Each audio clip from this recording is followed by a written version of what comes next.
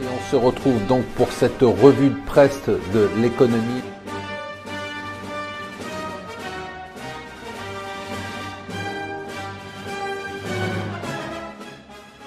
Bonjour et bienvenue sur Mon Financier pour la revue de presse de l'écho. Nous sommes le jeudi 27 avril. Alors une des nouvelles du jour, il y a pas mal de nouvelles aujourd'hui, qui fait la une en tout cas du Financial Times, du Wall Street Journal, c'est bien évidemment les détails maintenant qu'on a sur le plan de baisse des impôts aux États-Unis. Alors un plan de baisse massif, hein. Là Trump ne nous a pas trompés. On parle d'une baisse du taux d'impôt sur les sociétés de 35% à 15%. On parle d'une simplification extrême avec 3 tranches seulement d'impôt sur le revenu aux États-Unis, donc 10, 25 et 35%. Suppression de la majorité des niches fiscales pour la simplification toujours. Alors bon, on sait très bien qu'il n'aura pas ça, hein. On n'aura pas 15%, il demande 15% pour avoir 25%.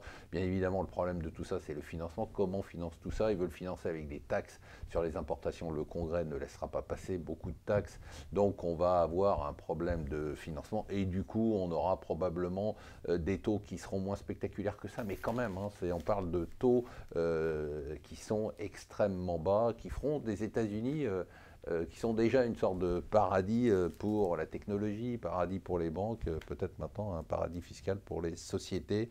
On aura vraiment souffert jusqu'au dernier jour avec François Hollande.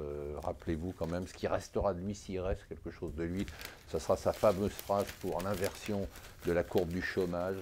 Hier, on a eu des chiffres du chômage et ils sont encore catastrophique, 44 000 chômeurs de plus le mois dernier. On parle quand même, sous son quinquennat, d'une hausse de près de 600 000 chômeurs en plus. Pas étonnant qu'on ait des scores pareils pour les extrêmes. Alors les extrêmes, c'est Mélenchon, hein. Mélenchon quand même, lui, il a fait son coup de com pendant la campagne où tous les bobos l'ont trouvé très sympa. Ah là là, qu'est-ce qu'il est sympa, il parle bien au débat, il n'insulte plus les journalistes.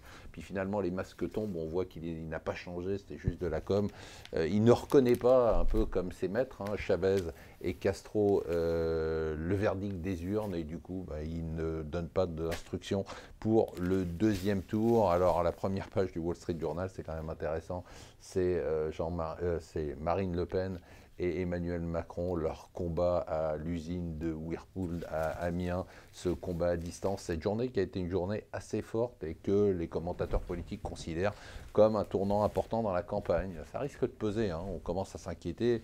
Bon, alors certes, le score, a priori, devrait être en faveur d'Emmanuel Macron, mais on sent quand même monter une petite inquiétude. Il y a une autre inquiétude, c'est les marchés chinois. Personne n'en parle parce qu'on a beaucoup parlé de la France, mais ce matin, la bourse de Shanghai a perdu jusqu'à 1,4% en séance, ça fait plus de 5% sur les derniers jours. Il y a en fait une action qui est menée par le gouvernement chinois qui veut lutter pour la sécurité financière et qui trouve que le crédit en Chine est trop important et représente une bombe aussi grave que les subprimes en 2008. Voilà, rien que ça. Et donc il y a des mesures tous les jours qui sont annoncées, ça pèse un peu sur les marchés. Alors des marchés qui baissent, mais des marchés qui ne paniquent pas puisqu'ils se disent le gouvernement chinois prend les choses en main et va donc réagir.